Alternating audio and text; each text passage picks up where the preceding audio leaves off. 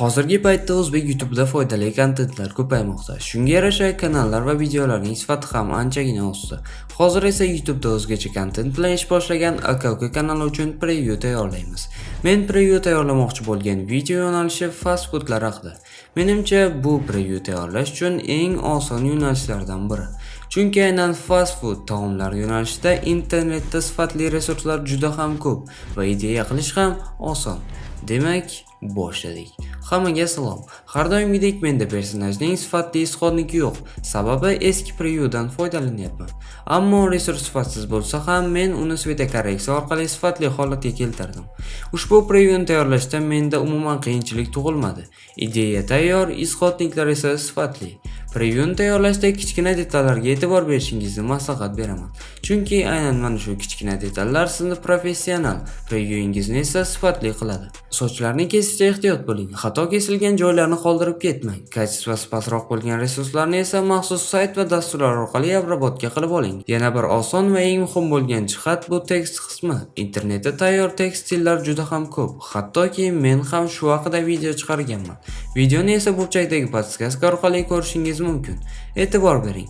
Tanlagan stilingiz bilan previewning mavzusi mos bo'lsin. Seriozli previewga multiyashli tekst qilmang va aksincha. Tayyor tekst stillarini o'zgartirayotganda esa xuddi o'zidek qilib qo'ymang. O'zingizdan boshqa xil effektlarni qo'shib ko'ring. Ya'ni tekstga ham alohida e'tibor bering. Previewni boyitib turadigan resurslar bu partikellar, glitchlar, dimlar va har xil bo'lgan teksturalar. Sifatli effektlar topish uchun sizga Yandex va Pinterestni tavsiya etaman. Yandexda resurs juda ko'p bo'lsa, Pinterestda esa sifatlilar yig'ilgan. Ekraningizda esa men resurslardan aynan qanday foydalanishimni ko'rib turibsiz.